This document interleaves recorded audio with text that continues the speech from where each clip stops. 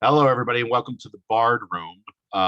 This looks like the bedroom of yours truly, and it actually is. It's not that exciting, and I asked Lisa if she could spruce it up a little bit. We'll do that in post production. Uh, but so yeah, to put the computer in here, we have our house is in upheaval. I'm sure everybody wants to know about this, but I'm not going to bore you with that, and because I am so psyched, and I am so psyched to have Lisa Cody, which I knew her, but Lisa Cody-Rapport at this point, is on Zoom with us. Let me just tell you how I know her. She was a star. She was all the grad students, and I've had like Rick on and other people, but all the grad students were stars to us. Why? Because they got all the work. The actors got all the parts, and the tech people trained the other undergrads. So those sort of varsity versus junior varsity. But the undergrads did a lot of work with them, and we all really worked well together, even though we took different classes and blah blah blah.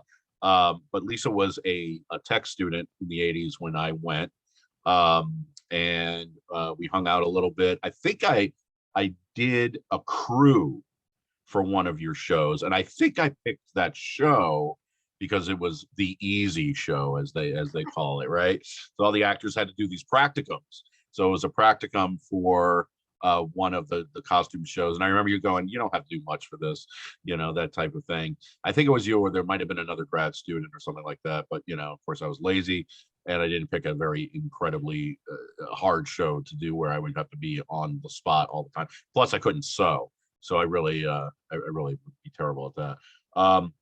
But Lisa obviously has done so much since then, and we're going to do a little trip with her, a little bit of I say a little bit, but we'll try to do as much as we can with her resume, but we don't have 6 hours for that, so we're going to kind of break it down into the hot spots of Sure. of Lisa's business. So let's take you. Well, actually, let's take you for undergrad and why you went into theater in the first place. Sure. Thanks, Robin. It's good to be on here. So yeah, it's interesting. I think about this. When I teach at Rollins College, where I'm teaching now, I have been for about 25 years. I usually start out all my fundamentals design class. I just introduce myself a little bit, but I've come to realize from doing that so much that I think it's interesting. It started in different threads because as a little kid, mom taught me how to sew. I knew how to sew at a quite early age. She was an artist, so I grew up with turpentine smells in the house. And I remember at very young her saying, "Hey, what color's the grass, Lisa?" And I'm like, "Oh, it's green." And she's like, yeah, it's green, but what other colors are in there?" Yeah, right, And right. I'm looking and going, "Oh, there's some brown." And she's like, "Yeah, yeah, look at the." And when I wanted to draw, she'd go, "Draw what you see." And so I started drawing, and of course, just drawing what I saw, I started drawing really photographically. So as a really young age, I could draw photographically, which was interesting because then people kind of think you're a really good artist, even if you don't necessarily know what you're doing. You're just drawing photographically. So all that kind of came together. I did not realize you could be a designer in theater till I was in undergrad. I was at West Virginia University, and I had gone in. I'd done acting because I didn't really know what I wanted to do, and I did it for a semester and realized it was not for me. I'm very in the moment, which is great Mhm. as a designer, but not as an actor because I cannot memorize to save my life. Yeah. So unfortunately, so I went into art. I was like, well, obviously the thing to do is go into art because this is what I'm good at. And I was over in the art department as a sophomore when there was an article in the paper that said there's a new star costume designer in town at WVU who is from Chicago and blah, blah, blah. And I went, "Oh, you can do that." So I came over and I could sew really well and I could draw and paint. And so they just grabbed me and it was so much fun. I loved it. The people there, they were great. I had the opportunity to work with a set designer who had been Joe Malziner's last assistant, which was fantastic. Another one who did these very tight little models that were beautifully painted. And as it turns out, in addition to graduate school, I ended up with 5 different set design teachers with all very different, very specific, very interesting skill sets, which I think has made me I hope, a better designer because of having all these different ways of thinking about stuff. But anyway, so coming out of undergraduate, I had friends who worked at Cedar Point in music, Cedar Point Amusement Park up in Sandusky, Ohio, if anyone knows it. I can't talk, roller coaster capital of the world. It has like 14 coasters, but at the time it had 14 live shows. And I worked there in the summers. And when I graduated in 81 from WVU, they invited me to be their first in-house costume designer. So I came out of school, even though I'd done a lot of painting and stuff like that, going into being a costume designer professionally. And I did that for 5 years. But I missed theater a lot. I could have stayed there, could have stayed up in Ohio on the lake, but I didn't want to. I wanted to come back. So I actually came back to UConn because the design teacher in costumes at the time, Alicia Finkel, had been the mentor for my costume designer in undergraduate. Right. So Robin, that was the connection. Yeah. And I knew Kathy Faust, who was another student at the time, who was a year ahead of me, who was a good friend of my sister's. And so coming out of the Midwest, going to the East Coast, that was seemed like a good school, and then I knew someone there. Jerry Rojo was teaching, who's amazing, was Schechner's designer. Then there were a couple other, while I was there, we were in a transition with different set design teachers. So I also design teacher Leo Yoshimura, who designs for Saturday Night Live. And then I had Gary English, who's done a lot of regional theater work and was the head of the set design commission at USITT. So it was all these different influences, and they all had very different approaches. So for me, that was really cool coming through UConn and getting all those different experiences. It was kind of like I also handled dogs for a long time in high school. And it's like there was this crossbreeding when you came to set designers, line breeding with costume. So I came in with a big costume portfolio, and I came in, I said, I want to do set design and painting because this is my real love. And so they said, great. So while I was there, I did like 5 costume designs and 2 set designs, which was pretty cool to switch over. Yeah, tell us what those were, those shows. Oh God, thanks, Robin. It's been a while. Maybe a couple of them. The set designs were, what's the one? It's a restoration one. I'm trying to think. Oh, School for Scandal. Yeah, School for Scandal. Yeah, I co-designed that with Mark, but I did all of the painting and all of the pictorial part of it. And then I did Jesus Christ Superstar, which was fantastic. Because that actually got me my first job out of graduate school. I'll be quite honest with you. Oh, wow. It was very conceptual, and it was a huge slab, and it had this fabric that went up, and it had amazing, Jack Nardi, amazing technical director there, who figured out how to do this mechanization with the cross. Had this idea, and it's like probably impossible anywhere else. And it was he had a grid in the back wall that would go up and down. You could seam paint up the back, hang stuff in the upper level.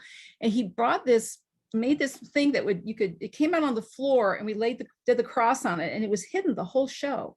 And when they put him on that at the end, and then it cranked up and went up. Right. So no one knew it was going to be there, and it just keeps going up, and you see nothing above it. And you've known the whole show, there's nothing below it. I remember. And this fabric. It was like he was floating in there. Yeah. It was super cool. So it was really cool to have those kind of people be encouraged by Jerry Rojo to do that kind of thing, right? So conceptually, Terry Runnels, who directed it, to be him buying into that and going, what's the metaphor? We use fabric across the stage and pull it tight for the Last Supper table. And then when he goes and if you remember, there were holes in it, right? You didn't see. And so when he is in the temple, he takes it, and everyone's got it propped up, and they're under awnings, and they're holding things. And he does his deal, and they all pull it flat, right? And they start creeping in and getting under it. And so they're all creeping at the end, and they're all wrapped around, like creeping up him. So which is the lepers. It's this whole metaphor. Exactly. And so it's interesting because that was the beginning of my way of viewing all set design that I've taught. And it really coalesced it for me, which was the different layers of each piece that I do. There's the physical layer, like the ground, the physical. Do you need this? Do you need a window? Do you need a door? What do you need? What's the absolute minimum you need? Right. There's the intellectual, the fabric, what's happening? What are they doing? What's the business? What are they saying? Right. There's the emotional, which is the lighting. I had these gauze panels, and the lighting would take them. And then for me, I'm called spiritual was probably really just what's it about? What's that moment that's important? But the whole build, the whole unity of the show, right? What's that build? Right. So those that was I don't know if you took Jerry Crasser's stuff, but I didn't. I wish I had. yeah, but that was what he was teaching the undergrads. Hmm. It was the soul of the play. I mean, Yeah. so we had to do projects that captured the soul of the play. Could be Yeah. 5 seconds, could be 20 seconds, could be 2 minutes, that type of thing. And then you do it, maybe you film it, maybe you don't, but the production team comes in, takes a look at it and go, yep. And then they build around it. Oh, it's fantastic. Yeah. We had a great time with it. Yeah. Oral interpretation is called. Excuse me. I remember Tony Spadafora telling me about that. Him talking about coming in through the window with a cape or something. Right. That was Romeo and Juliet. Yeah, was it? That was Romeo and Juliet, and Tony was Tony was fun, and it fell down on him or something. Yeah. Well, no, he was gloom and doom that has to come in and ruin these two people's lives, and he carries me out almost half naked on his shoulder out the door, and Jerry Crasser is like, I've never seen anything like that before, And I was reaching for the pink balloon, which was Juliet, and so, but this was it was 2 seconds, and it was like, and he says, yes. That's what we're going for. Oh, yeah. Everybody else did a great job too, but you're going for I keep that in, 30 years later, I keep that idea in mind. What is the soul? I mean, what are we going for that? But exactly, what do you need practically? And that when I learned from you guys too for set design, because I have to, to do my own. So, arsenic and old lace is done all the time. Okay. And I say to myself, okay, so what's the essence? Yeah. You need 4 doors. You need 3 doors, you need a staircase, and you need a window to come through. Yeah. And then I had a psych in the back, and that's all I did. Yeah. All the stuff that you need. So it's kind of like a doll's house that you're putting things. Okay, they need a door here and the door down to the stairs, and and then the psych was basically the wall fill-in. That type of what thing. You want to do, yeah. Mm-hmm. So that's the practicality of it. And obviously Arsenic is a practical show. I mean, it's got the vaudevillian comedy to it, all of that is so, that's exactly. And we came up with a beautiful concept and a beautiful set where usually important, the important stuff. And usually it's the facade of it, not the facade, but the inside of a living room, Right. So it's just flat, couple doors, a window, inside of the living room. Let's try to, go to the soul of the play. That's just an example, but that's the stuff I learned at UCONN from you guys. Well, one thing that makes me think of when you're talking about that, Robin, very much is I did a show later when I was teaching at Tufts University in Boston. Right. I did a lot of outside work, a ton, probably 3 times outside to every 1 or 2 I was doing in this at the school. But one thing was at the Barter Theater in Virginia, and we did the Little Foxes. Right. And I was working with a director that I adored, because he would say to me when we did what's the one about Eleanor and anyway, I think I can't remember the name of the play, but when he done the one before, he had said to me, I want the field to be like between every act, all the children are running down the hall. And it turned into these fabric panels that would shift and as the music, as you heard that sound. But anyway, this director was doing Little Foxes, and I didn't want to make it about crown molding, right? So it became these, because of her wanting to move up and out into, society in Chicago glass, the top of the set had all these big panels, right? But each was an individual element. And right in the middle of the set, huge, 6 feet wide, 7 feet wide, was this huge scrim panel that went floor to ceiling, and the staircase went up and went around it. But you never knew it was a scrim. You never knew it until the very end. And they had the dinner in the back, and I had a glass, just the door, Chicago glass. I had the 2 windows, but they had like an etching look to them, almost like I found this etched glass looked like briars, like the foxes, like they're silly a briar patch, and then real furniture. But the cool thing was, what he had said to me was the thing that was standing out to him was at the very end, she goes up, but she goes out of the light. And so you never see behind that scrim to the very end when she leaves. I forget, she says something terrible and she leaves and she walks up the stairs. She goes around, and as she goes behind that panel, it finally, you bled through. You saw her walking clearly up, and then she walked out of the light. Right. And it was like one of those, that was what was important. And it tied all those together, but the entire show, you could not tell that was scrim. So you don't need a box set. Right? You just have these elements that give you that, and it can be abstract and also real. I've always been fascinated by that kind of set where you can weave all these things together. I just did it for a hat tin roof. I just did and it for did that. Death Trap, and Yeah. yeah, I did it for Death Trap, which is supposed to be a beautiful farmhouse in Westport, Connecticut, and I would love to Oh, live there. yeah. I watched the movie a couple of years ago, and I would love to live there, but I did it abstractly, and there was Yeah. reasons. There was reasons behind it. You need weapons. We're going to hang these weapons, but we're going to suspend them in the negative space of Yep. black. Yeah. That type of thing, Sure. and we're going to have these silhouettes on the cyc, stuff like that, just to give it, you know, What's important, something Yeah. something that you're playful with, Yeah. something that you're playful with. Now, you mentioned Tufts. I remember the day that you got that gig, and we were all so jealous.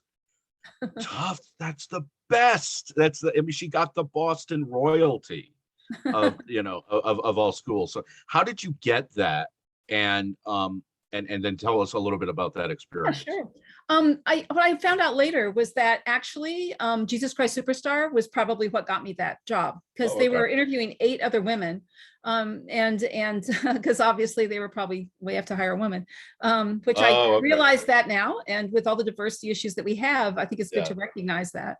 yeah. But That's big for 1988. it was, yeah, I know. Well, it was tough.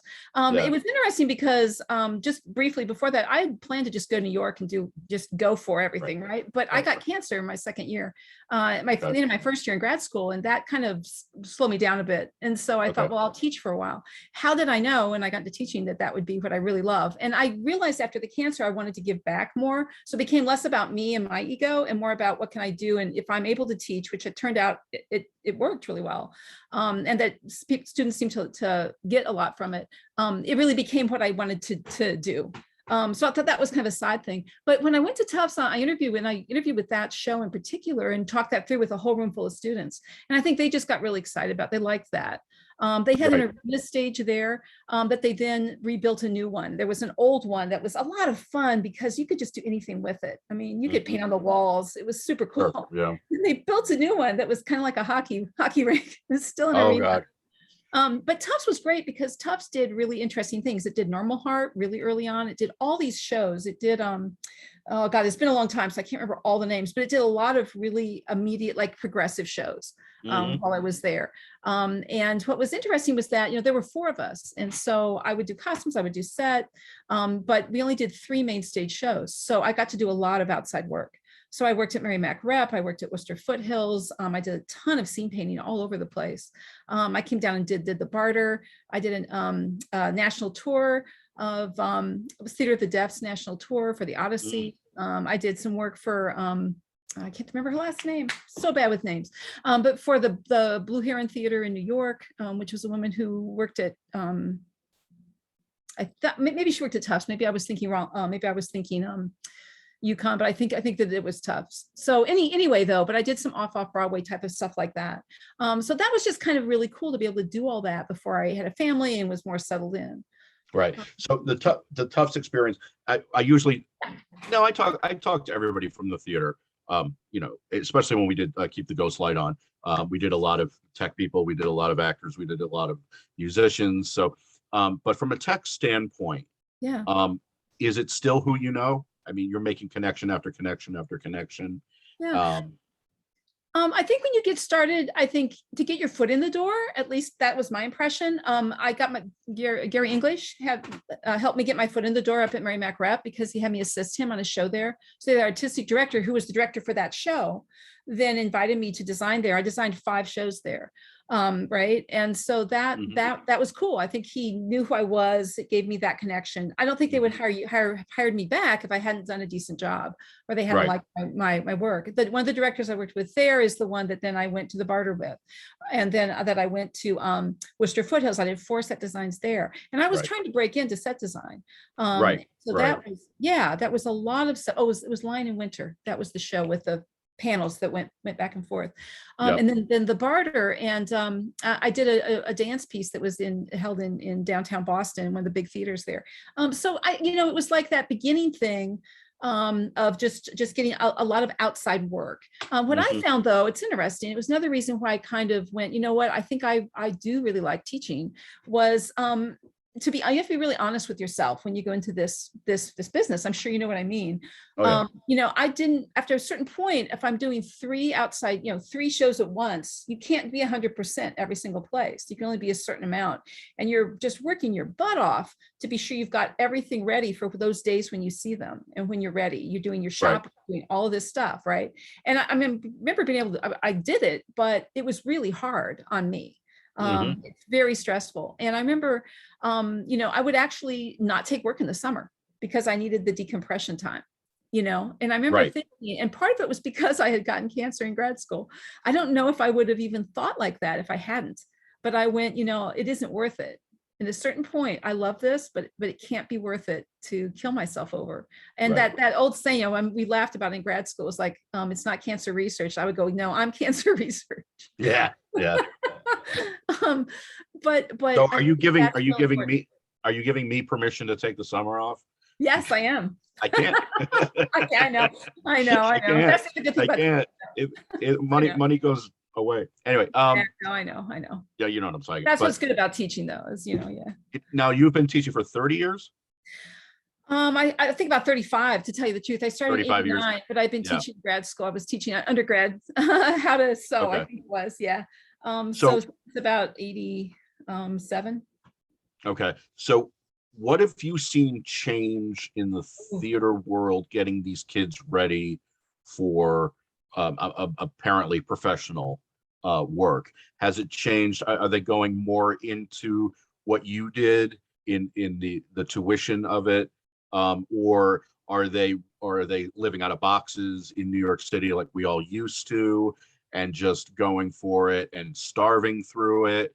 Has it changed? We were talking about the gentrification of New York before we started recording this, and at times you could get a comfortable place now, and then I know it's very expensive still, but so where are they going? Did it change a bit over 3 decades, or is it the same old grind, as it were? It's interesting, Robin, because I came through a BFA and an MFA, right? Very focused. I've been teaching at BA programs, right? Liberal arts, which is completely different. And I actually believe in that more now, to be honest with you, totally believe in it, because we were very focused, and I don't know if I really knew what I was doing. I could paint and draw really well. Everyone thought I was great. I had to catch up. I had to do my research and do all this stuff and really catch up and figure out, because everything was so, driven by, the beautiful rendering, the beautiful this, the that. It wasn't as much about collaboration. It wasn't about all these other things. To be honest with you, it just wasn't. That wasn't the system for design tech. It was more, getting stuff done. And so what I've liked about liberal arts is that it's more the whole person. It's about taking all these other classes. When I teach fundamentals of design, I have completely changed how I teach it. It's completely based around language of communication, and doing an abstract character that they do in this box. They don't even explain it. People tell them what they get. Then they take that and they make it into collages, and you hear what people get. Then you decide which character you want to do. Right. And then you create an environment for it, which touches on set and lights. Right. And by the end, you have a story, you have a production, you could be anything. And it's an amazing way of doing it. And it pulls in everyone who isn't a designer. Right. The directors do just as good a job as the actors, as the designers. And it's really fascinating. And to me, that's what it's about now. It's completely different how I was taught. I was like, this is your costume design project. This is your set design project. Read this, design this room, draft this, right? I don't do that. I do models. And then when I bring them up with the next class, then we do we do it exact, we do all this stuff. But they have these amazing images of students that haven't really drawn or painted before, or just taking the fundamentals of design, and they get so excited about that. You know what I mean? So I don't know. I mean, the other half of that, I think I'm hearing you say, is when they go down the road. I know some of our students coming out, actors, go straight into like New York, but I tend to have taught at Tufts, I've taught at Rollins. These are schools that are like $40,000, $50,000 a semester, right? Those kids usually have got some money. I'll just say it, they can afford, or they have family up there. I don't know if that's realistic. There are a few who, yes, have found each other. They room together. They hang out. They're doing what we all used to do. Almost every one of our design tech students, though, have gotten a job either in the industry here, because I'm in Orlando. with, Okay. you know, with the entertainment industry. It's huge. My husband actually now owns the shop and is about to hire 2 of my students. And they're not even out yet to do some odd work. you It's go. the paint and prop shop. And Right. he was a supervisor at Disney for about 15 years. Yep. After I left and went back to teaching, he kept on and got moved up the ranks. So there's so much work here, stage management work. You know, I can't think of a design tech student who's stayed in the field who isn't working, and most of them have. And we have maybe 5 or 6 designers over the past 10 years that have gone on to graduate school, which for liberal arts isn't too bad. Right. It's hard for me to answer that exactly because of Yeah. the circumstances. Does that make sense? No, it does make sense. It seems like you don't have a lot of negativity. I mean, it seems like they went in and they're working in their field. When we graduate, The actors have a bit. They you know, they all want more, and it's hard. I know. There's so many But actors. when we graduated, there were a lot of people who sold insurance until they could, you know, get going. And, you know, I just think that's amazing that, you know, that they are acquiring work. But I also say to my students, I also say to the acting students, as you just said, it is easier for the tech. You know, they will get jobs, and they'll take them. You know, they'll take the overnight stuff and the you know, moving with Especially scenic painting. I can tell you right now, it is so worth it to learn New York style scenic painting. Oh my God. You know, you can start down here right now at 20 plus an hour. Yep. If you can scene paint. There are so many shops, and they're hard to find good scenic artists. It's very hard. The students I train, once they know how to do it, they do great. I want to ask you, and we'll get into what you know, last few years, Sure. unfortunately and fortunately, but I want to ask you about production meetings. We learned that we learned that through you know, Jim Fulton would talk about it in the lighting class and this class and this class, and they're like, try to have it, you gotta have it, it has to be done. If you're going to collaborate, you've got to know. And I teach this to a lot of my younger students too. I teach this, you know, you can't move forward if the lighting person doesn't know what the costume person is doing. And you can't move forward if the sound guy doesn't know, you know, what the stage is going to look like, and how many panels are you going to use. That's the old system. And yet in the theater world that I'm in, which is more amateur based, first of all, the time, we don't have the time. Right. You know, I always wanted. I watched this thing called South Bank Show about English actors doing all 3 of the Shakespeare's last plays. They go in at 9 o'clock in the morning, and they have an 8-hour day of figuring out how to stage a show, how to stage their show. I mean, wouldn't you love that? You don't have it. Yeah. And Americans usually don't have that unless you're in a conservatory or even in a school. And so I'm just talking about timing. You know, we just don't have the time. So, you know, sometimes the production meetings either don't happen, or we only have a few of them, or, you know, and I want to have them every week, and, you know, they're not available. I mean, now we have Zoom, we can try to do it better. You know, that type of thing. How important do you put that on? And I think that has to do with what you were talking about with collaboration as well, right? Absolutely. Yeah. No, I got you. I just finished up one session of this because we're doing Dollhouse Part 2, and we always do it. We design at the end of the year. But what we do, no matter what, is we do a series of 4. I mean, we just set this up, a series of 4, one every week, right? Just one time a week to do, and they're just design meetings, and it's literally just the designers and the director, and often the stage manager. Sometimes a dramaturge, if we have a dramaturge, and anybody who's got an assistant or associate, right? And, you know, we started out, director has something, if they have something ahead of time, they send it out to everybody, just so we have an idea of what is interesting and most important to them.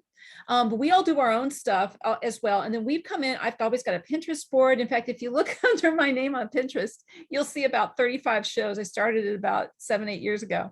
And every time I do a show, I do a big ass Pinterest board, right? Excuse me. And then we come in, I'll bring in other stuff. I start a model on the second one. We're all talking to the line designer's there. He's got a Pinterest board. The costume designer's there. We just had one with Dollhouse 2. We only had 3 meetings. And I came in thinking a little more abstractly. And the costume designer came in thinking very realistically. And the director came in kind of in the middle. you know? And so it Okay. kind of pulled both ways, and I shifted, but I kept the kind of I'm trying to say, the symbolic concept that I wanted, right? Right. I had more of a floor with like a backdrop with a big door because the tradition, but it was more Right. abstract, right? And he Right. wanted more a box in space. And so Right. then I started looking at my traditional elements, and I find the old box beds, right? Right. All the Scandinavian box beds. And I didn't make a box bed, but I made this room that is framed out like a box bed. It was really interesting, and he loved Yeah. that.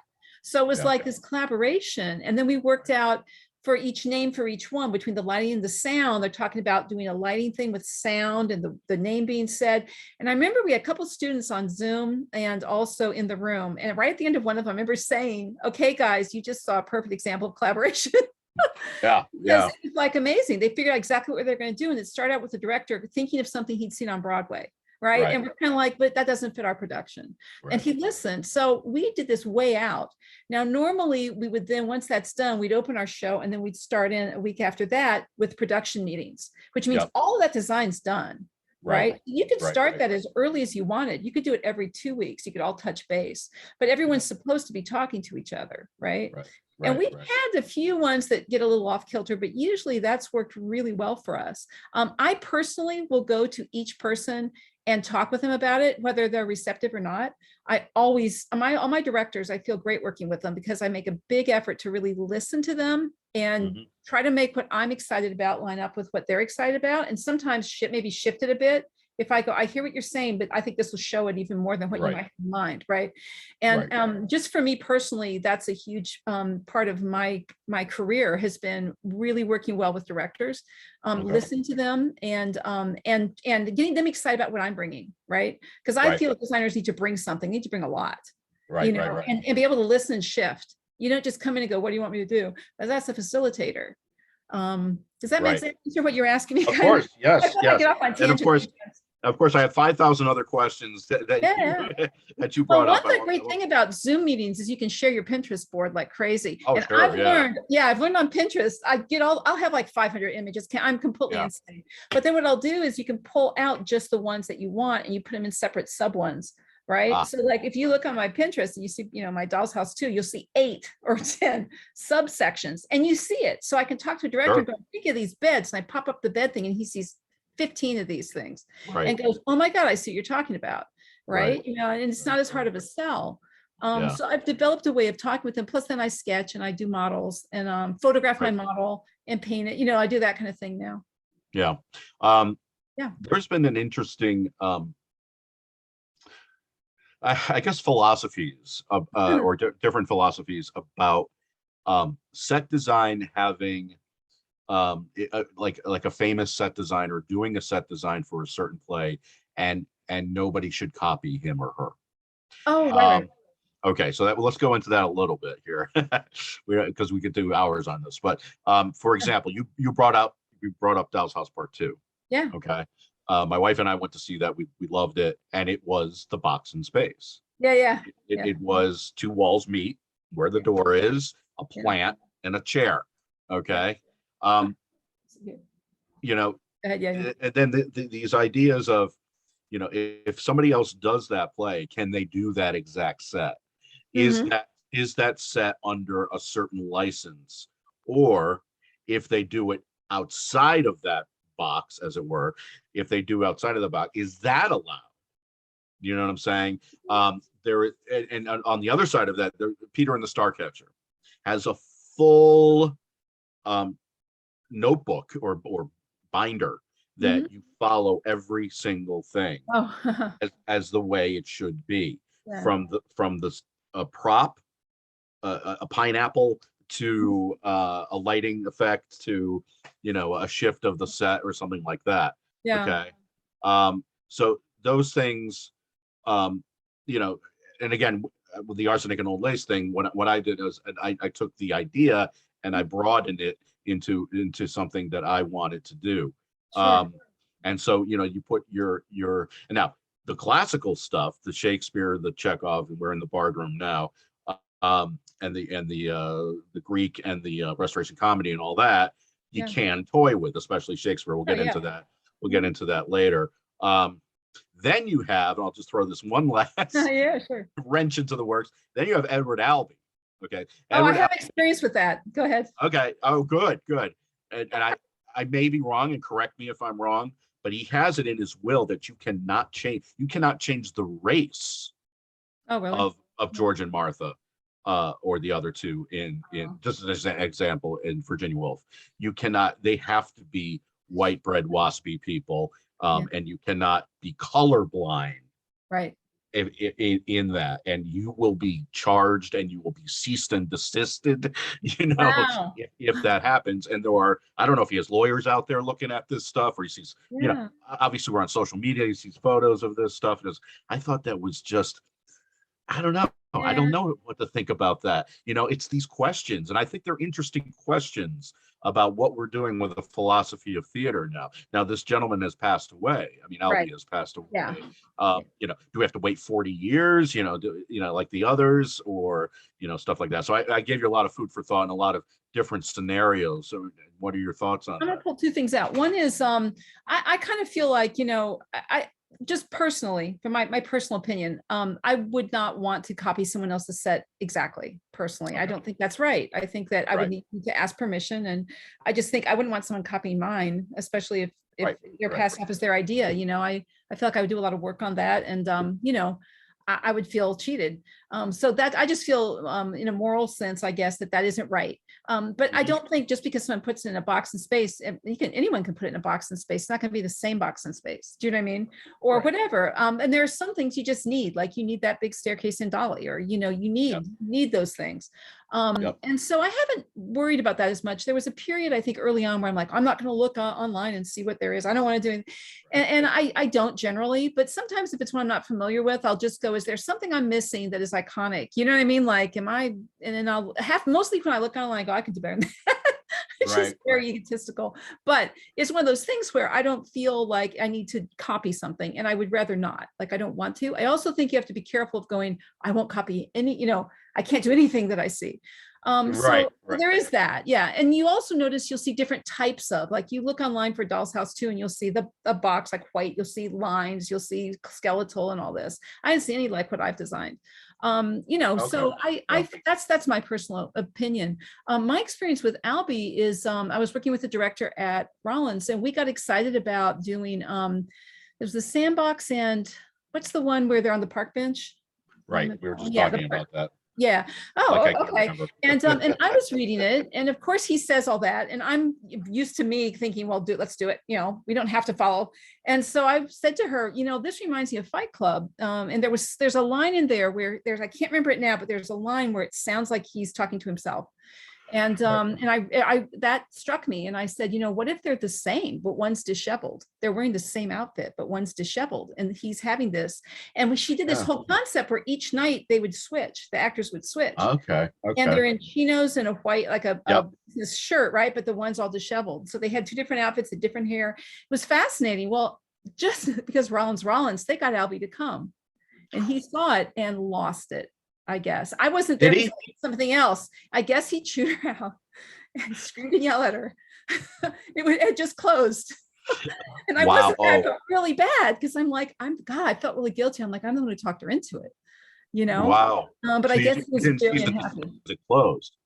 Well, we just finished. We only run for a week, we run Friday and close the next Saturday. Yeah.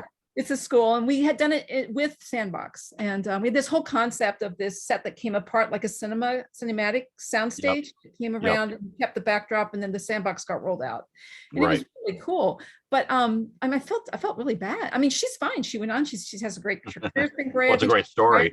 But it was a story. Yeah, it's wild. And speaking of story, I think it's called Zoo Story, isn't it? Zoo Story. Yeah, Zoo Story. You're right. Yeah. It's called Zoo Story. Sorry. I'm terrible with names. But I remember I know. faces and images. I know. But yeah, so there's that. There was a third thing you mentioned in there. I can't remember. What was it? Did I miss it, or maybe it was in there? Yeah, I did Albee, and I did That's okay. yeah, I can't remember something. Yeah. Those are my opinions on it. Yeah. Right. So let's go into the I was talking about Shakespeare and any of the stuff that I have put a lot of effort into. It's funny about that genre because I put a lot of effort into, putting it in different periods. And I know there's been a Yeah. lot of beautiful productions in different periods and different concepts and stuff like that. But with me, it actually comes down to money. I mean, the Renaissance costumes are so expensive, especially to rent. And the if you make them, they got to be made right, and they have to be, that time. So you usually rent them, and you really have to, rent the right, and you have to color code it and all that stuff with the set that you're doing and blah, blah, blah. So, it's easier to go Edwardian. These people have, suits, and it's usually men, they have suits in their closets, and, you get a cravat, you get a this or you get that, and you try to color it the way you need to color it. And so, the updating it is very, but what I learned, especially in the tech classes at UConn, is you can't lose the spirit of the play. One person brought up Henry V with France in one basketball uniform and England in another basketball uniform. That gets silly, doesn't it? And they do it on a court, as it were. They do it on a basketball court. So those things. Yeah, it gets gimmicky, concept, and that becomes. And I always say, if you're watching the concept, you're missing the story. As David Mamet said, the audience just wants to know what happens next. Yeah. That makes me think of while I was at UConn, they did Hamlet at Hartford Stage. And I remember seeing that. I went and saw that. I saw Midsummer's there, but I remember seeing Hamlet. I believe it was Hamlet there. And one thing that really struck me, exactly what you're talking about, was they were doing it modern, but they were picking sort of iconic looks. So like the first time you see Gertrude and you see them come through, they did it like a press conference, like she was the Queen of England. And all these things going off, and they're saying things, and I'm going, "Oh, is that the Queen?" I don't hear them. Right. I don't hear them. Right. And I remember distinctly that scene ended, and I went, "Oh my God, that's exactly," like right in the moment, thinking that's exactly why you should not overdo that kind of a thing, because it wasn't about popping. I don't think it was about the popping, flash bulbs. That we maybe need to hear something there. I mean, maybe not. Maybe I'm wrong. I haven't done Hamlet, but really. Right. And if you want your best, I don't know about Harvard Stage, but if you want your best donor to come up to you and say, "That was amazing. Those flashing light bulbs was just an amazing." I said, "Well, how'd you like to play?" I don't know. Yeah. And you know what? And maybe they say, "Well, I don't usually sleep through it, but that kept me awake." So that too, right? Right. Well, when Gertrude comes in, that's the beginning of the day. So thank God I kept them awake, especially if it was 4.5 hours.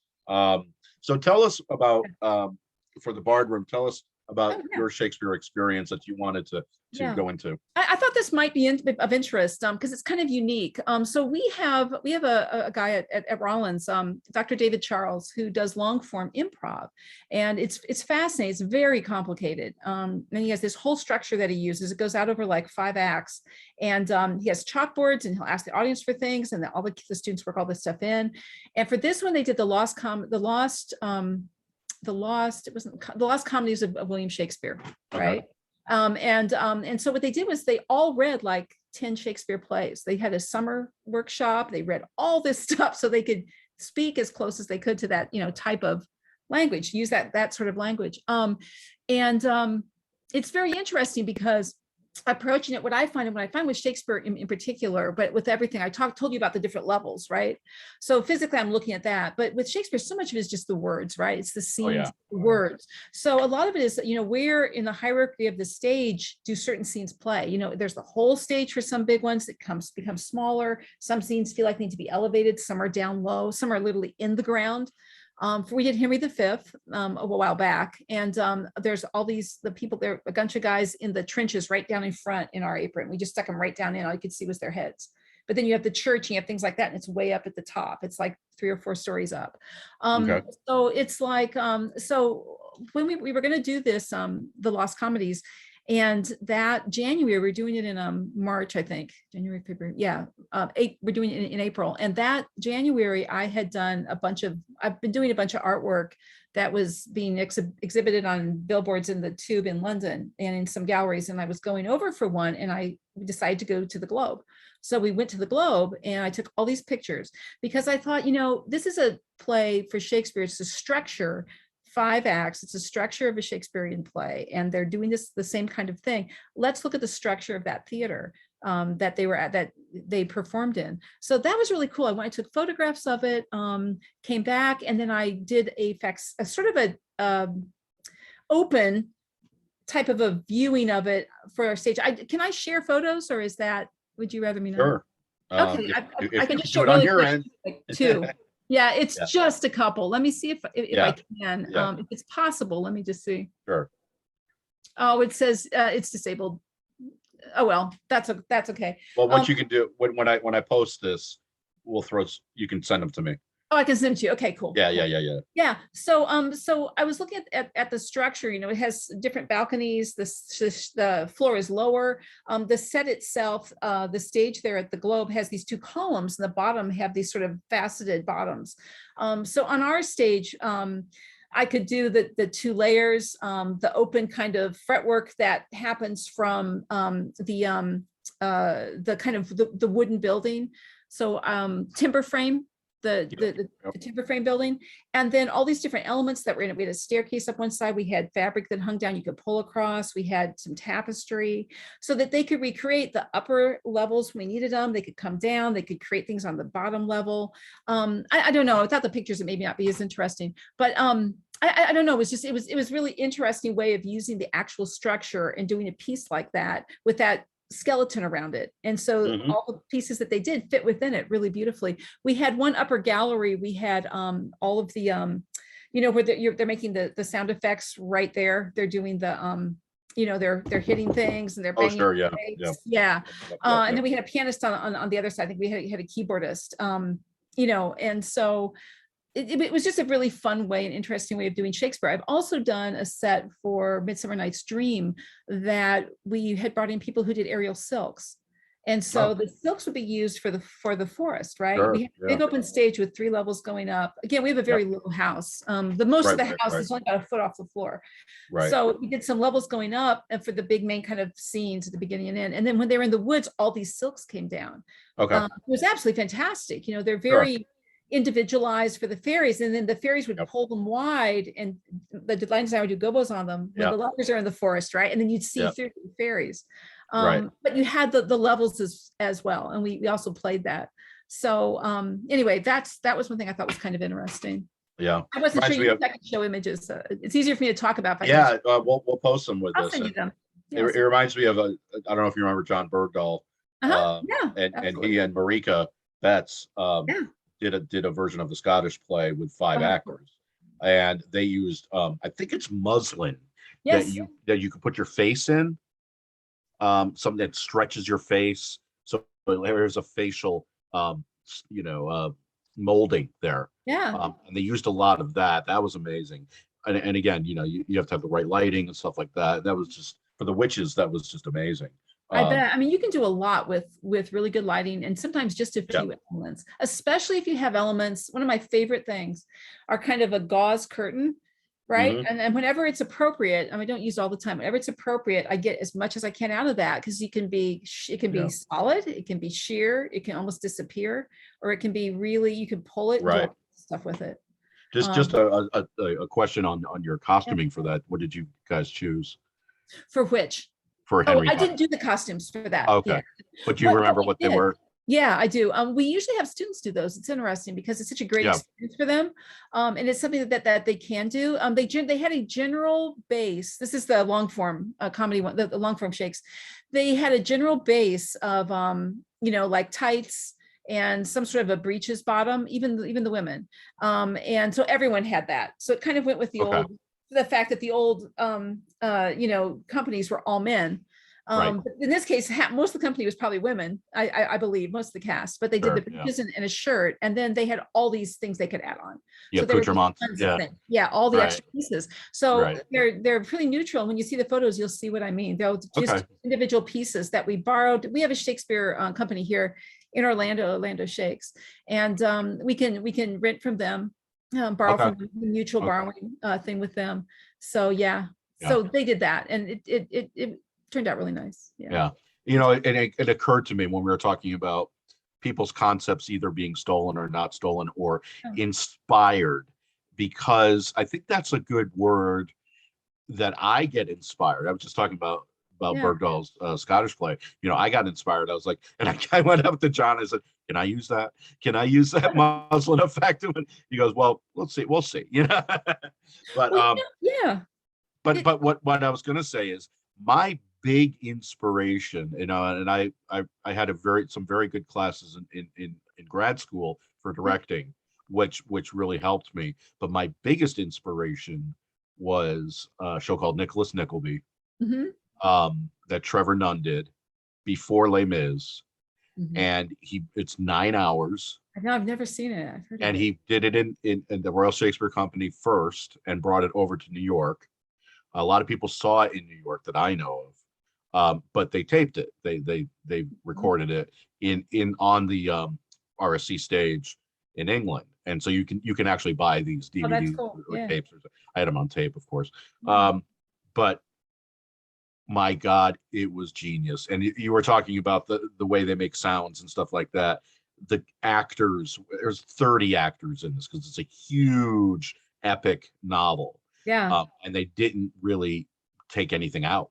Okay, so no real editing, and all the actors did everything. Yeah.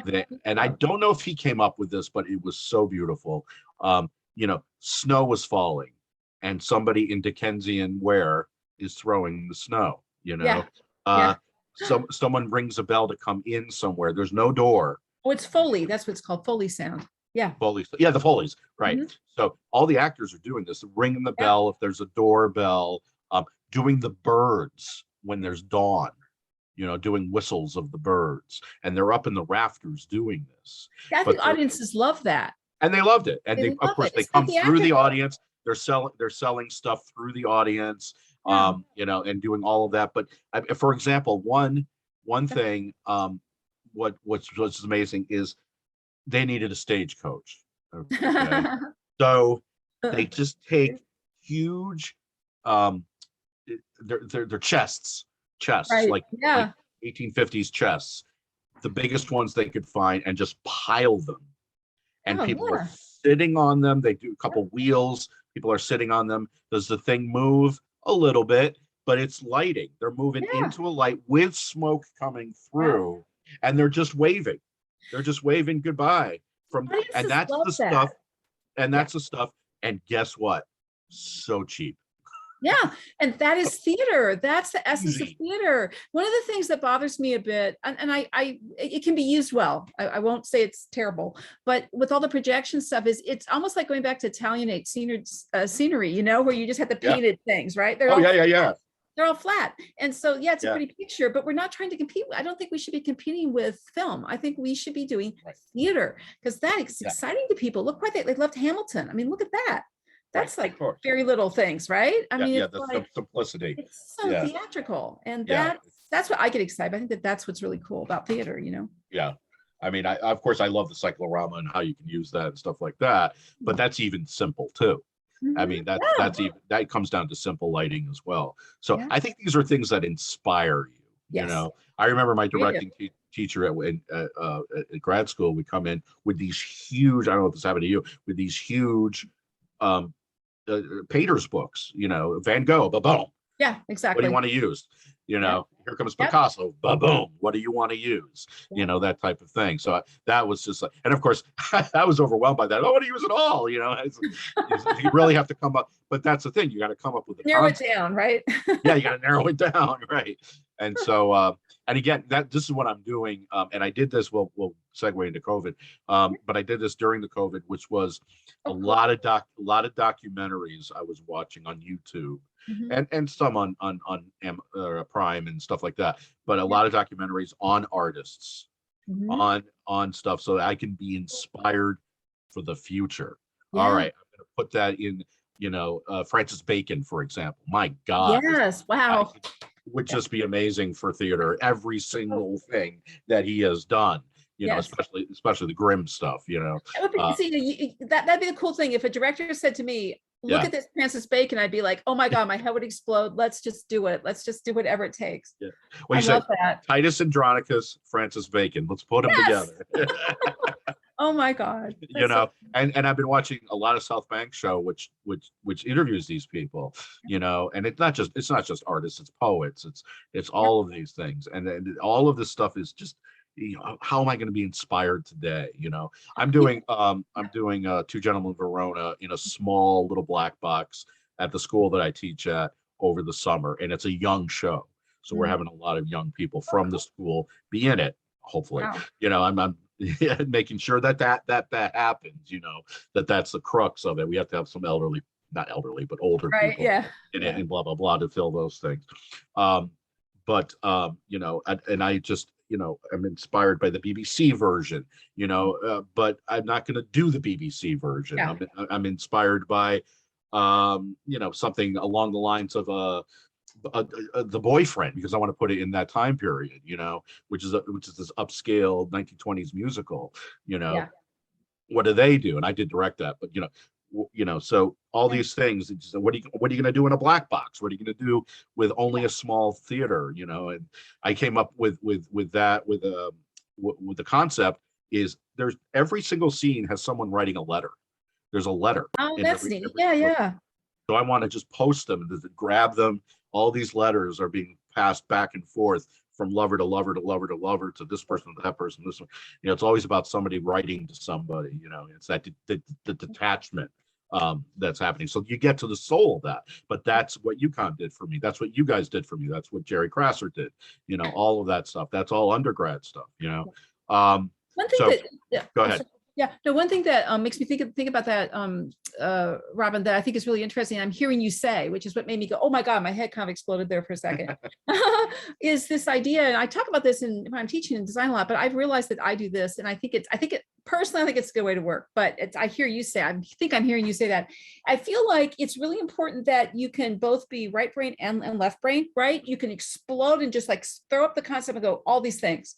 And then you take a minute and you hone it to that's okay now. And then there's a certain point before you get too tight where you go, okay, now we've got this. Now let's blow that up again. Right. And kind of go, okay, let's not get too tight. Okay, now, and then boom, you know, so it's like these things like, you know, we do this, we get everyone's comments, we bring it in, then we try a few new things, everyone's comments, oh, we're going to stay the same or we're going to change to something. And then we say, okay, now we're setting it. I think that's a cool way to work. I think that's a smart way to work. I also think that I agree with you when you said looking at these artist books, right? Again, I'm going to refer to my Pinterest board, but I have like 5,000 images on structure and illumination, right? And stuff like this. And I go through those every time I do a set because it may just be about a window and I'm looking at all these different possibilities, right? And so it opens your mind up. Even if you end up coming back to a window, you have a better idea of what you want to have happen with it.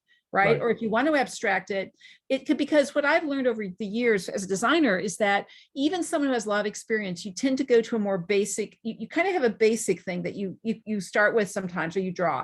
And when you do all this other stuff, there are idiosyncratic bits to it. And there are details and stuff that suddenly can be put in there that becomes so much more interesting, you know, because otherwise it's a little bit generic, no matter how good you are, it's a little bit generic.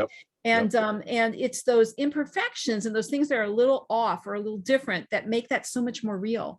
And we find that when I teach drawing, it's the same kind of stuff. And I've learned over the years to teach my students to embrace that and that's okay. Right. It gives that humanity to it. You feel the director has last word?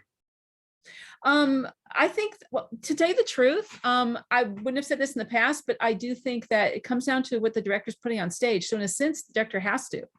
Personally, because I think I'd like to push them as much as I can, but I think that I'm gonna say that, but I love it. Gently, of course. But the thing is that I can argue, I can put that person in a pink dress. If they're being made to act like they're in a green dress, it's not going to work. Do you know what I mean? Like, if I can put them in pants because it's my concept, but if they're supposed to be acting like that, you know what I'm saying? So, or I can put a set that has all this stuff, but if they're being made to act a certain way, I just making the production bad. So it's not about my ego, right? It's about that director is so adamant. This is how I work. I'm gonna find something in that I can go, yeah, you know what? I can get on board with this, but and then can we bring this? How can we add that? Let's make this better.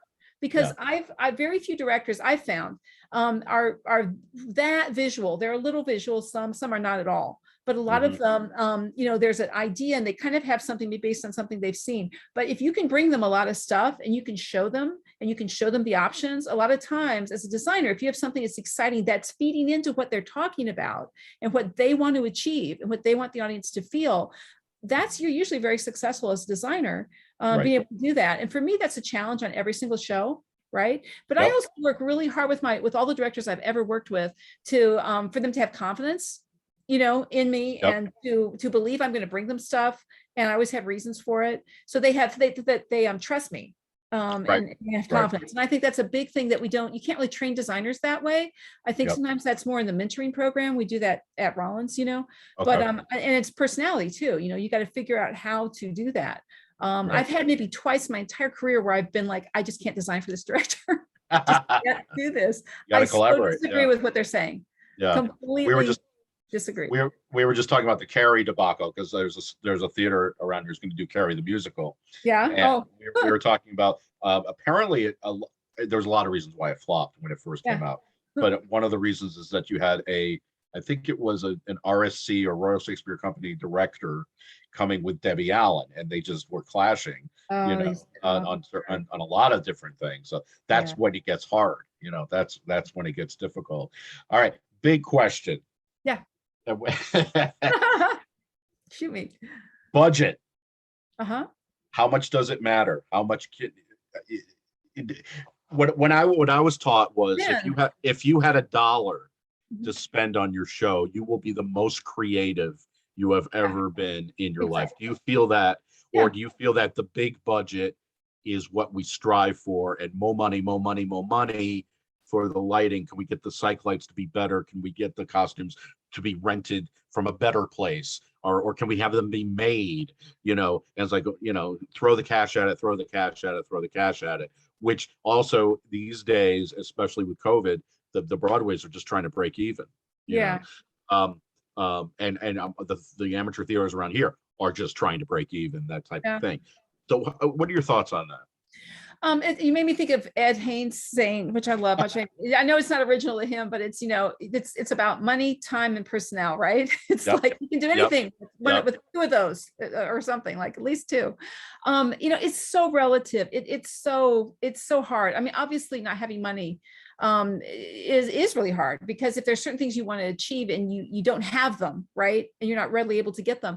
But I mean, I agree. I think it makes you very creative. For example, let's say we want to do a set. I'm just top my head, we want to do a set that has less structure, but we can't afford the art. Like right now, materials are crazy, right? You can't afford that. So what do? Like, do you find another way? You use scaffolding, maybe you make it more abstract, attach a ladder to scaffolding, you have this structure, you hang fabric, you do whatever. Or do you say, we're going to do this outside, we're going to move over somewhere, bring the audience outside, put them on chairs, and we're going to use on the side of the building. Are we going to go out front? Are we going to go over to this there's a courtyard over across campus, and it's got an upper level, it's got lower, and we can do all this. We can hang a few fabrics, and we're like, cool. How much, do you have some kind of a costume stock, right? Do you have people who have stuff they can bring? What do they have? Can someone lend? Does someone have an extra tablecloth, towels, whatever. I mean, like things that you can use that you can make into something.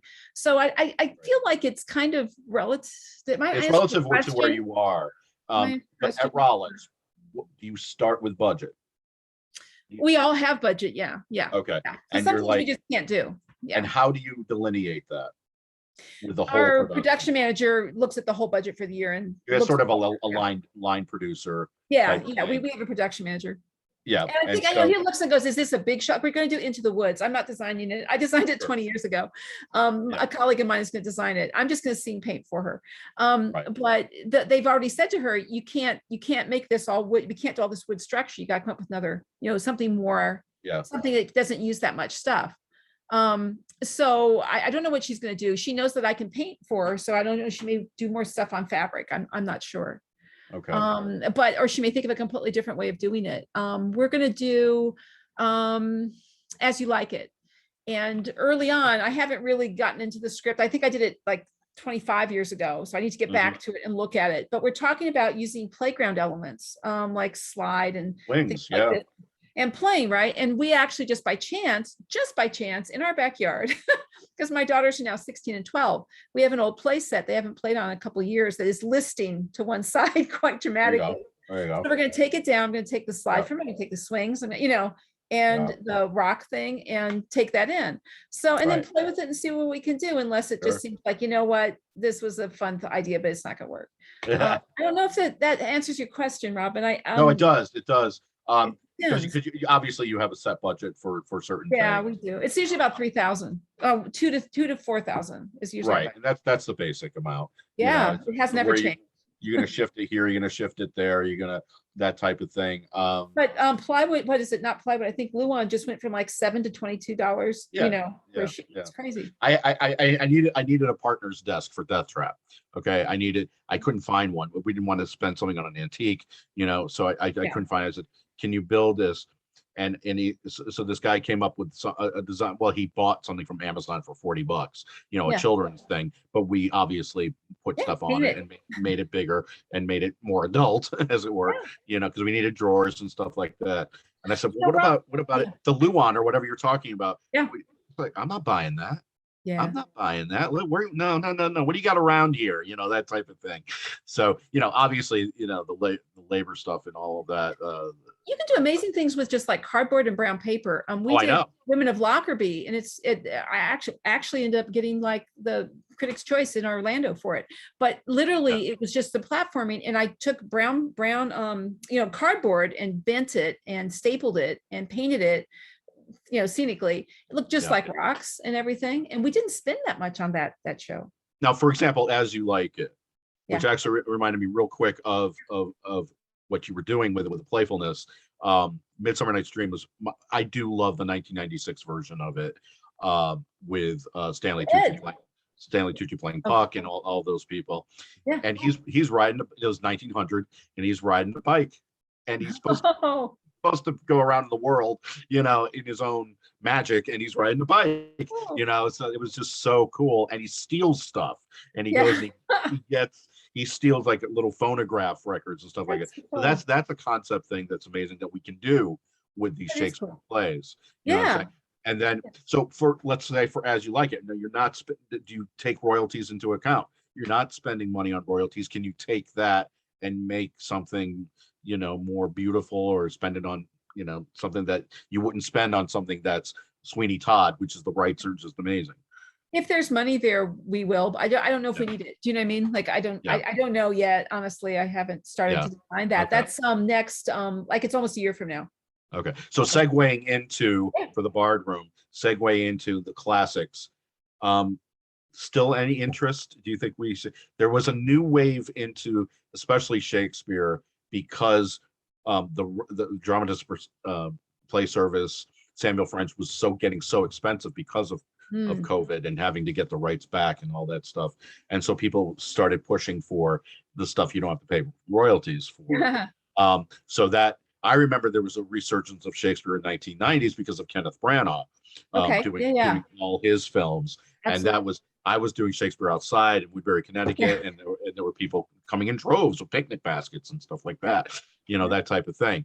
Do you think it's an ebb and flow, or do you think what do you think about classical theater these days, from where your standpoint is and for where you're going in Orlando and everything like that? It's interesting because we just finished a season that was all Pulitzer Prize winners, which was sort of classics and stuff like that.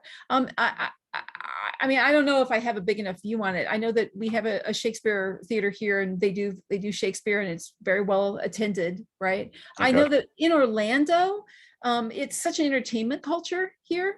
But there's also a lot of young people. There's a lot of diversity here. I know that in the past 8 years, six to 8 years, I've been here 25 years. Well, actually 27, because I was out to doing Disney. We started out, we did mostly classics. Most of the people who came were older, 50s, 60s. That's 25 years ago. I don't think the same ones are still coming. Okay. The people who come now, who are, I'm 62. People who come now are in their 60s, are the same age as me. So they may or may not be as interested in classics. I know that all of our new modern pieces that we've been doing, pieces that are more diverse, pieces that are more current. We had a whole season of women authors, very well attended. We're having some of our highest attendance. but a lot of that's marketing and stuff. So Yeah. I don't know, being in Orlando, if I can, I don't know if I have a great answer for you there. No, I that's know, fine. like I said, Shakespeare here, the one that's here, the Orlando Shakespeare Theater, but it's not a Lord House or anything, but it seems to have great attendance to the pieces that it does, you know, the Shakespeare that it does. So I guess there's probably a range, but there's such a young, we're sort of a young area, if that makes sense. It's not like we're in an older city like Boston or, you know, an East Coast city or something. Right, which it could be still doing well. Yeah. I mean, again, we have a resurgence, and let me segue into the plague years, as it were. Yeah. I was just talking about to the to one of the leaders of one of these theaters, and she was saying, you know, our numbers are down, but our numbers are down because our audience is down. You know, they're smaller. You know, they had a mask rule, but still, you know, that type of thing. 3 seats or whatever. Yeah. Well, hopefully not, but you know, I mean, these are individually sold seats at you know, as well, you know, that type of thing. The general admission, you know, what are you going to do? So what was your experience with it? And tell me if it was all negative, great. Tell me if that was all negative, or it was half negative, the percentage of negative to the percentage of positive. I think there was a positive outlook that you developed through teaching. I think you were talking about before.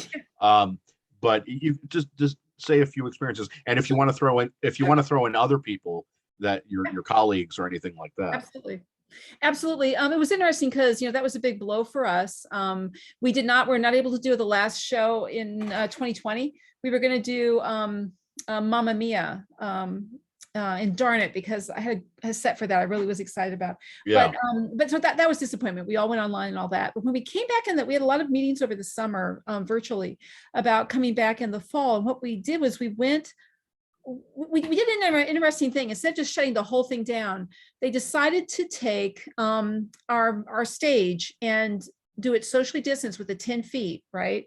Of just doing, we called it anti-stripped, and it was on the stage, and it was like a little thrust, and it was just like maybe 20 people could see a show, and everyone had to be masked. The actors were masked, and we did Cry It Out right there in person.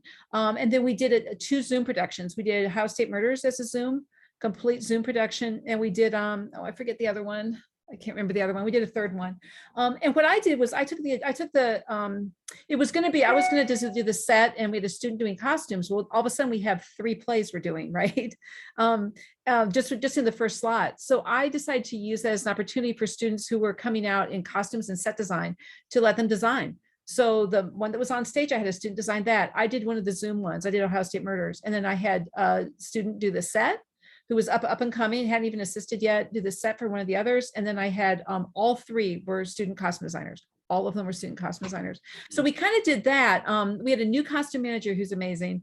And she had a whole sequence of how to work out doing the fittings for the main stage. She would put things in bags, they would take it home, they'd try it on, they'd give notes, would come back, it would get cleaned, and they would do alterations. So it was interesting. We were doing that. That worked really well. It just worked really well. Students were thrilled because they still got to act. We got really creative on Zoom. Ohio State Murders is amazing. I didn't know that much about it. We also had we have a huge alumni group of students who are BIPOC students who had done a manifesto of what they wanted us to change. And so we dealt with that all summer as well.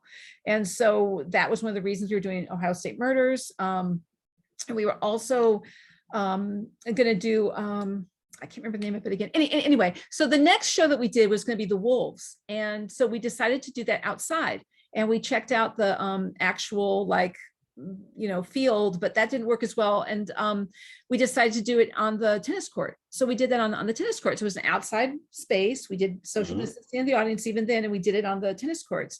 And then the third show, by then, after around February, we decided to do it back on the main stage. It was all student costume and set, because we really wanted to have them get their stuff done. We had a guest director who had written it. She was the writer of it. She was a Rollins alum. And we had to do the social distance in the audience, where everyone was like, I think 3 seats apart or 6 or whatever. And then We did for the final one, because it had kind of blown all of our season up. We did we did our own show called Raise You Up, and it was about women in musical theater. And we got permission for all these different songs. We got permission. We had a music director who actually did it all as a big, he wrote it and put everything together, organized it. And then I did the set for that, and students got to paint on it. We had a student designer. So we worked through it. We just, I guess I felt in the scene shop, I felt more safe. There's a lot of ventilation. It's very big. We didn't have a lot of people in there working. So I did a lot of painting. I worked with students. I taught them about painting. The costume shop, she had quite a protocol for that. And then in the classroom, so that was the production aspect of it. In the classroom, I started out with 4 students online and 8 that were there in my classroom. And social distancing, I couldn't have more than about 9. So I was like, I usually have 12. And by the end of the semester, I had 4 in the classroom and 8 online. I had a big, huge monitor, like a big monitor, and it had its own camera. I had a separate camera that was on a tripod. I could aim at different things. I had a camera that was a document one that I could put something down and do a demo. And then I had the camera in my laptop. That was because we would do WebEx. Everything was WebEx at our school. So it was very interesting figuring that out. Right. Yep. Really interesting for me to figure out how to do that. But Yep. I did. And what was cool was in doing that, we use Canvas at Rollins, and it's a way of put all your classes on that. I'd never done that. I was so old fashioned. I was just like, I can't wrap my head around it. Well, I had to. So that became a new way of me looking at the class, right? Yeah. Which was super cool. Yeah. And kind of codifying a little bit more and tightening the class up a little bit more. And when I was doing an experiment about the time that we all had to leave at the end of 2020, which was that we have a thing called a Jaeger Lab. It's a 1/16 scale black little theater box with all the tiny little lighting instruments. Yeah. So it's amazing for design, tech, and for designers, because you can put a little anything in there and light it. Right. But we had that, and then they all had to go home. So I said, well, whatever you can find, you can do a picture of something and say it should look like this. I had students do amazing things, Robin, like use their cell phone to light this cardboard thing, and it looked just like a New York City skyline, in a room and all this stuff. So so creative, right? So anyway, so that's all kind of it helped me with teaching. This past year, most students were in the classroom. I had no one online this past year, but the year before, I had so many people online. And I didn't have any outbreaks in my classroom. It was a classroom that was connected to our costume shop, because we're in the process of getting a theater built for us, which is will go online this next year. So no one else taught in there, which was helpful. Anybody? Yeah. I mean, you can do this throughout the whole theater department, but anybody drop? So I can't do this. This is just going to be awful. We definitely had people, I think, that decided that they were going to take off a year. Yeah. And we had a few people who started online, or they were in 2020, they were in class, they went back out, they were online the next year. And then, like it changed, like one boy that really withdrew and had so much anxiety. We've had a huge uptick in anxiety issues. I had 5 students in my last class, right the first day, say I have social anxiety. Never had anyone say that in a class before. Why do you think after COVID? But how did that happen to them? I mean, I personally, I think COVID had a lot to do with it. I think, that's my impression. I know with my own kids that we had big anxiety issues because of lockdown online. Yeah. Right. And so now let's say that somebody left for a year. Did they come back and were rejuvenated, or was that it? They were going to go sell insurance? I'm not sure. The other thing that's kind of odd about it is that I only know the ones that are in my class, really. When we were online like that, usually I'm in the scene shop and I see them in my crews. Painting is a really popular crew, so I'll get 4, 5, 6 to 8 students in that crew, and I meet a lot of the freshmen that way. So I had like 1, or I don't even know if we even did crews. I think I did a lot of painting by myself, or I had 2 maybe or something, and they always have masks and everything. So it's a weird feeling this year, because there are certain students I feel like I've never seen them before. Oh, I know. We're talking about that. I'm right there with you. I'm right there with you. Or I had them in class. I'm like, now they're not wearing a mask. Sometimes I'm like, who's that? I know it's amazing, especially if they're. I mean, I deal with kid actors, Yeah. So yeah, No and then they idea what they're change. looking, and they're growing every minute. So, Yep. they look Oh, different yeah. every minute. My Um, daughter gained 1.5 feet over COVID, and then really, she left school a little curly haired, yeah. run around with everybody, came back 1.5 feet taller, developing. I mean, it's so I know it's hard. weird. Middle school, it's like, Oh, I know. tough. That's the age that, and so, how about Yeah, colleagues, without mentioning any names sure, or going sure. deep into it? No, I don't know. We talk to each other so much. We have a really tight program. I mean, there are people who don't get along. We have a huge faculty for a liberal arts school. We have like 13. I mean, we have a huge faculty. Oh, for your department. Oh, Wow. for our department, yeah, because some teach in the general ed program, but when we have a Sure. faculty meeting, there are 13 people in that room. Wow. So apart from, every department has some people that Yeah, yeah, yeah. don't get along Yeah. is great. Some chose to be online the whole year, which didn't really hurt them. One of them is going to be our new department chair. Right. Yeah, Right. so it wasn't hard. Everyone understood why. The school was very supportive of us. Okay. I know that the school did like end, they let go like 12 tenure track positions from other areas, but we have a huge theater department. Yeah. And I was a little nervous, but I mean, not personally, but I was nervous about if they were going to be looking at us, and they didn't at Yeah. all. Wow. So we were I really mean, lucky.